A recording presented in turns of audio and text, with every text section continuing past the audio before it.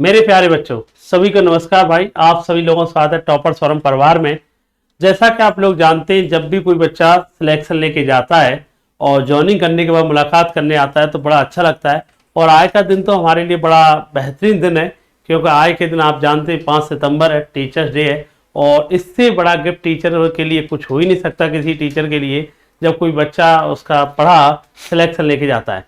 तो हमारी जो सक्सेस सीरीज है उसी में आज आपको मिलाने जा रहे हैं जिनका नाम है सुयश वर्मा, जिनका सिलेक्शन एएसओ में सीएसएस के थ्रू हुआ था 2024 में, एसएससी सीजीएल के थ्रू।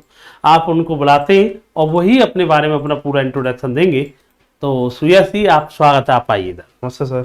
नमस्ते भाई। तो इनका नाम सुयश वर्मा है और इनका 2024 में एसएससी सीजीएल के थ्रू एएसओ में सीएसएस के थ्रू इनका सिलेक्शन फाइनली हुआ है। तो अपना इंट्रोडक्शन सुयश अपने एक बार अपना दीजिए आप। सर मेरा नाम सुयश वर्मा है। मैं सिदौली का रहने वाला हूँ, सिदौली सीतापुर से। मैंने अपना 12th 2018 में सिंघानिया एजुकेशन इंस्टीट्यूट सीतापुर से किया हुआ है। अच्छा। और हमारा ग्रेजुएशन आगरा से हुआ है। और उसके बाद हमने 2022 में फर्स्ट टाइम एग्ज़ाम दिया था। फिर उसके बाद हमने सारा मेंस प्री मेंस सब हुआ, लेकिन हमारी टाइपिंग नहीं हो पाई। फिर हमने 2023 में दिया, फिर फाइनल लिस्ट है बाहर हो गए। फिर 24 में हमने दिया तो हमारा एसओ सीएसएस में सिलेक्शन हो गया। बहुत बढ़िया। आपने सुना होगा, वैसे सुयश से मैं बहुत टाइम से बात कर रहा हूँ यहाँ पे, जब से आया है। इसकी बहुत सारी कहते हैं कैसे जर्नी रही, और कह सकते हैं कि जैसे कहा जाता है कि एक मिडिल परिवार से निकल करके और इस अच्छे लेवल में पहुंचना बहुत बड़ी बात है। और ऐसा नहीं है इसके साथ असफलता की कम दौर आया, बहुत अच्छा खासा इसने बताया है। सर 2022 में ये हमसे कोचिंग करने आया, 2022 में इसकी कोचिंग वगैरह स्टार्ट हुई हमारे साथ में। तो पहली बार इसने प्री दिया, बहुत बड़ी बात होती है एसएससी का फर्स्ट टाइम प्री देने के बाद मेंस तक पहुंचना। मेंस भी दिया, लेकिन फाइनली कई सारे बच्चे होते ही अनुभव का कह सकते हैं, इन एक्सपीरियंस का शिकार रहा। टाइपिंग वगैरह जो होनी होती थी आखिर टाइपिंग की वजह से इनका नहीं हो पाया। 2023 में भी आया, 2023 में आने के बाद भी इसने प्री क्वालिफाई हुआ। मेंस में पर मेरिट लिस्ट मेंस की कट ऑफ बहुत अच्छी खासी गई, क्योंकि नॉर्मलाइजेशन को लेकर के थोड़ा सा आप लोग जानते हो 2023 में कट ऑफ बहुत बढ़ गई थी। इसका फाइनली नहीं हुआ, मुलाकात हुई, इससे मिलने आया। अच्छा, हमने थोड़ा बच्चों के साथ हमारी गुडविल ने थोड़ी अच्छी रहती है, तो बच्चा हमें बताता रहता है, हम भी बात करते रहते हैं बच्चा मेंस दे रहा है क्या दिक्कत है।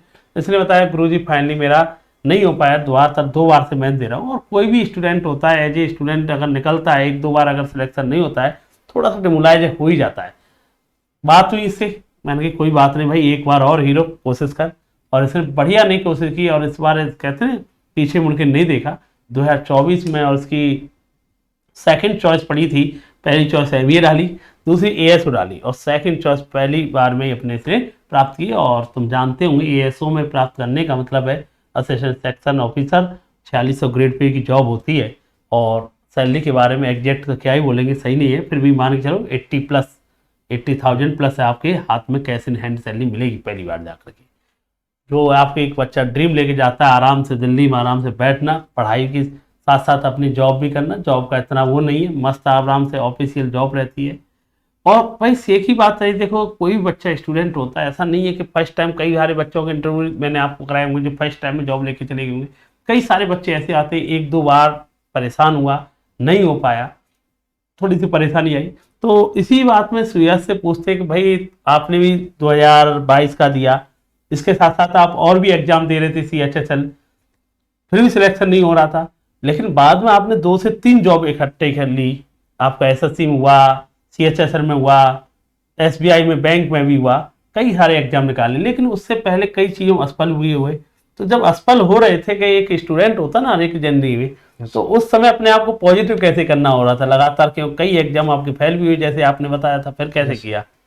सर होता क्या है कि बच्चा जो होता है जब नया नया आता है तो चाहता है कि हमारा पहली बार में हो जाएगा।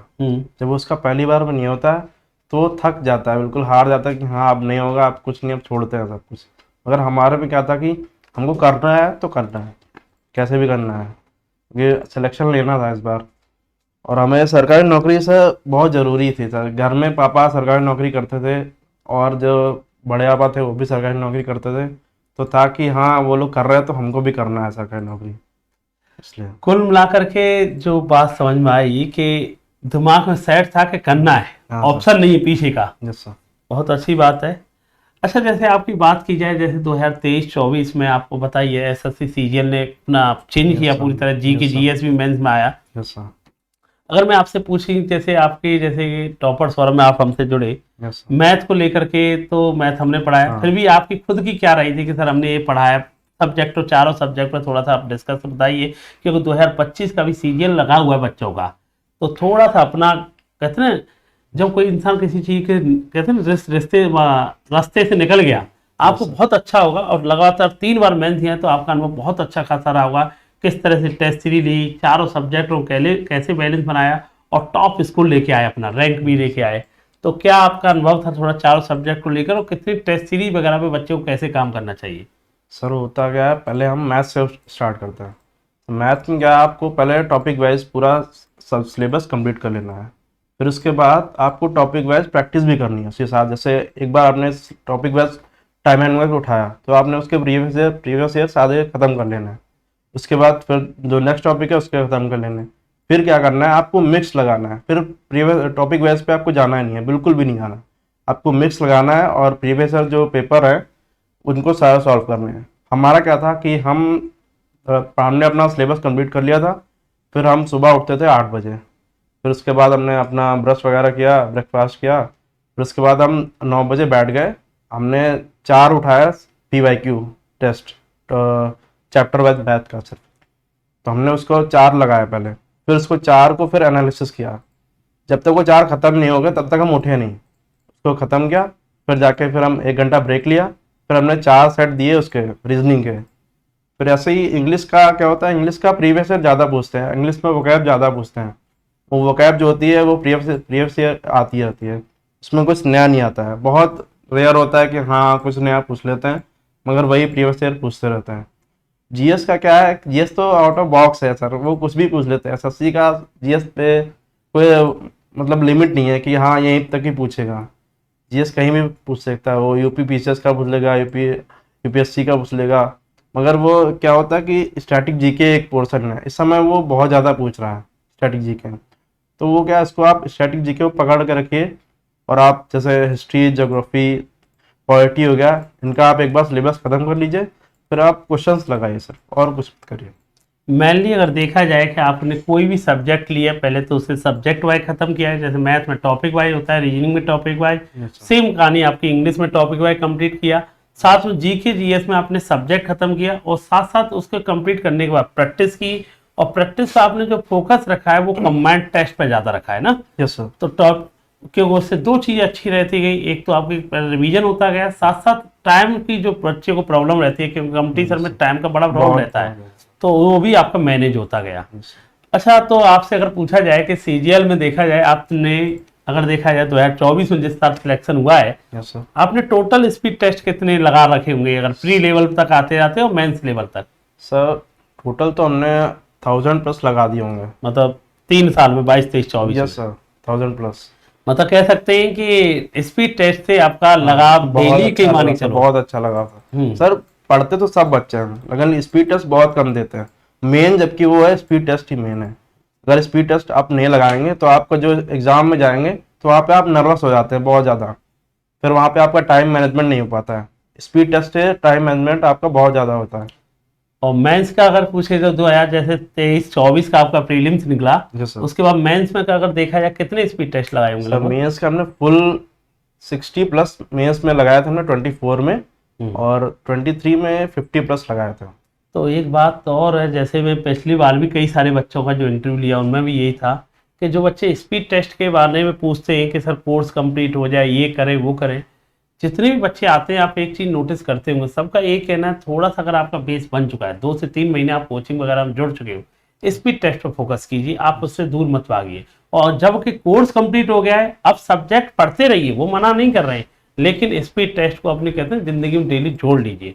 अब सिर्फ 1000 का मतलब जानते हैं, 3 साल लगातार इतने स्पीड टेस्ट स्किप नहीं किया। इसके अलावा एग्जाम टाइम पर आते आते 2-2, 3-3, 4-4 स्पीड टेस्ट लगाने लग गया। मेंस में एक ही फोकस किया, लगभग स्पीड टेस्ट। और बच्चा स्पीड टेस्ट को सोचता है कि सर एग्जाम के 15 दिन पहले लगाएं, 20 दिन पहले लगाएं, प्रैक्टिस कम रह जाती है। और आप सब जानते हैं, जैसे इसका बच्चे का जो था मेंस को लेकर के, कि आपको पेपर देने जा रहा है, इंग्लिश आपको सब जानते हैं PY की रिपीटेड होनी है, चाहे मैक्सिमम आपको वनडे एग्जाम की बात की जाए, कोई भी वनडे एग्जाम देते 50 से 60% रिपीटेशन नहीं आना है। और रिपीटेशन मतलब PYQ, प्रीवियस ईयर क्वेश्चन आने, तो उनसे तो लगातार लगे रहें और इतना बड़ा बदलाव नहीं होने वाला है। अच्छा, एक बात और लास्ट जाते जाते आपसे, जैसे 2025 का सितंबर में स्टार्ट है और आप तो इस समय SSC में जॉब भी कर रहे हैं, तो आपसे बढ़िया कौन जान पाएगा। तो ये जानना है थोड़ा सा ज़रा है, तो एक साइड थोड़ा मैं आपसे ये जानना चाह रहा हूँ कि जैसे इस समय बच्चों, आपने सुना ही होगा कि थोड़ा सा सिलेबस इन्होंने चेंज किया है, तो आखिरी टाइम पे बच्चे भी बड़े प्रेशर ले रहे हैं सी का, तो क्या करना चाहिए, आपका क्या अनुभव कह रहा है इसको लेकर के? कहना करना क्या है, जो आपने पढ़ा है उसको आप बार बार रिवाइज करिए, आप नए पे ध्यान मत दीजिए। आपने जो पढ़ा है वो बहुत अच्छा पढ़ा है, आप उस पर फोकस करिए। आप नए पे ध्यान देंगे तो आपको पुराना जो है वो भी भूल जाएंगे आप।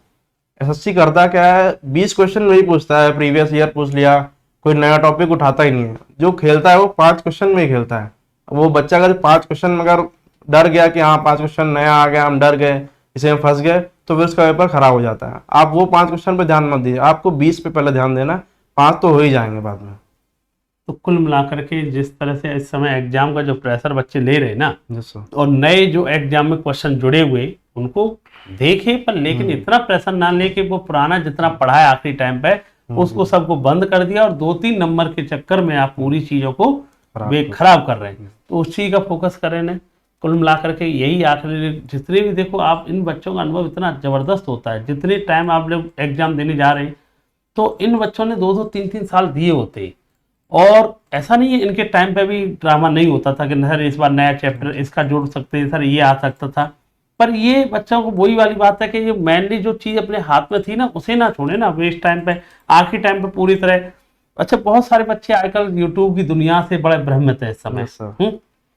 आप तो जुड़े हुए, आपने ऑफलाइन क्लासें की, जैसे आपसे अगर मैं आपसे एक अनुभव लेना चाहूँ कि आपके हिसाब से अगर कोई भी बच्चा तैयारी करने के लिए, उसे आप ऑफलाइन की सलाह देंगे कि जिस तरह की यूट्यूब वगैरह, जैसे अभी आपसे भी बात कर रहा था कि सर उस पर एक अलग ही कहानी चल चुकी है कि पढ़ाने से ज्यादा दिखावा ज्यादा हो गया है, तो आपके हिसाब से क्या, जैसे आपका क्या सजेशन है किसी नए बच्चों के लिए? सर हमारे हिसाब से कहना क्या है, आपका अगर आपके पास में कहीं है ऑफलाइन कोचिंग तो आप वहाँ कर लीजिए। बाकी अगर आपको दिल्ली जाना है तो कोई फायदा नहीं आपको जाने से, आप लखनऊ आ जाइए, यहाँ सर से कर लीजिए या तो फिर ऑनलाइन कर लीजिए, सर का बैच भी है ऑनलाइन पे। सबसे बड़ी बात, जैसे बच्चा आजकल कंफ्यूज ये है कि यूट्यूब वगैरह से मान लो हमने टॉपिक कंप्लीट करा दिया, लेकिन यूट्यूब पे देखा जाए कोई भी टॉपिक मान लो परसेंटेज ही है तो उस पर देखा जाए कम से कम 1000 वीडियो आ जाएंगी। बड़ा अब अच्छा वो कह रहा है कि इस टॉपिक का टीचर सर कंप्लीट कर लिया, ये टॉपिक ये कंप्लीट, इसमें वो कह रहा है कि बच्चा दिन भर लाइब्रेरी वगैरह निकाल देता है, और लाइब्रेरी निकल रहा है, एक टॉपिक कंप्लीट करते करते 20 दिन 25 दिन निकल गया और वो कॉन्सेप्ट उसका क्लियर नहीं हो पाया। अच्छा, बच्चा पढ़ना क्या चाहता है, जो उस पर समझ में खुद के आता है ना वो उसे अच्छा लगता है। कोई चीज टफ होती है ना उससे दूर भागता है ना, उसे पढ़ना नहीं चाहेगा। तो जैसे आपने कहा कि सर एक बार ऑफलाइन कोचिंग तो बहुत मस्ट जरूरी है। जब भी आपका बेसिक, आप खुद ही थे, आपने कम से कम टाइम दिया, कोचिंग कंप्लीट की, जब जाके कहीं आपका बेसिक कंप्लीट हुआ। तो और इसके साथ साथ जैसे मैं आपको एक बात और है आपके लोगों के लिए, जितने भी मान लो अभी बच्चे एग्जाम दे रहे हैं, एक ये होता है कि जैसे कि सर जो टेस्ट सीरीज है ना, टेस्ट सीरीज जैसे कई जगह से देना होता है कि सर इससे दे रहे, कई सारे ऑनलाइन प्लेटफॉर्म, उससे देना बेहतर है कि सर किसी एक टेस्ट सीरीज को फॉलो अप कैसे करना चाहिए, तुम्हारे हिसाब से क्या होना चाहिए? सर हमारे हिसाब से आप 2 टेस्ट सीरीज उठा लीजिए, क्योंकि एक क्या होता है, एक टेस्ट सीरीज एक तो होता है कि कुछ भी क्वेश्चन डाल देता है कि वो आना नहीं है, सिलेबस में है नहीं, उतना लेवल भी नहीं है एग्जाम का, मगर वो क्वेश्चन डाल देता है। आप एक और उठा लीजिए, उसमें इजी क्वेश्चन आते हैं, जो एग्जाम का लेवल जिस हिसाब से चल रहा है उसी हिसाब से चलता है। हमारे हिसाब से अगर माने तो हम ऐसे नाम लेना सही नहीं होगा, लेकिन वैसे टेक्स्ट बुक या फिर आप ओली बोर्ड, इन दोनों का आप मॉक ले लीजिए और लगाते रहिए, और कुछ नहीं करना है आपको। बहुत अच्छी सलाह है। कुल मिला करके यही वाली बात है कि एक टेस्ट सीरीज ऐसी लगाइए जो एग्जाम पैटर्न पे फॉलो करती है, और अपने लेवल को बढ़ाने के लिए एक टेस्ट सीरीज टफ रखिए, उससे आप कहते हैं ना अपनी वैल्यू पता रहेगी, हम उड़ने का मन नहीं करेगा, हवा में नहीं उड़ेंगे। देखो पुराना पेपरों में अगर लगाते हैं तो उसमें स्कोर बहुत टॉप चल रहा होता है, जैसे कोई नया पेपर क्वेश्चन आता है बच्चे का, वहाँ भटकाव की तैयारी हो जाती है। चलो अच्छी बात है।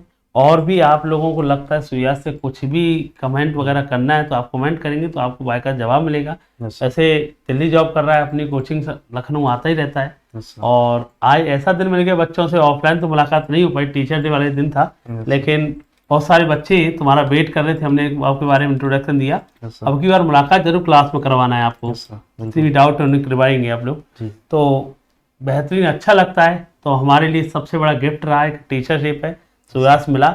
और बेहतरीन जिस तरह से इसने अपने बारे में बताया, वर्क प्रोफाइल को लेकर के बताया, तो और मज़ा आया। बहुत सारी चीज़ें यहाँ पर शेयर नहीं कर सकते, पर अच्छा लगा इसके कुल मिला करके। और आप भी दोस्त जितने भी हैं, हम तो चाहेंगे जो भी बच्चे हमसे ऑफलाइन ऑनलाइन जहाँ भी जुड़े हुए, जल्दी से जल्दी सिलेक्शन लेके आएँ और हमारे पास एक मिठाई का डिब्बा लेके आते तो हमें बड़ी खुशी मिलती है। उसी का वेट आप लोगों से है। तो धन्यवाद बेटा, थैंक यू बेटा, Thank you, जय हिंद sir. सभी को। Thank you.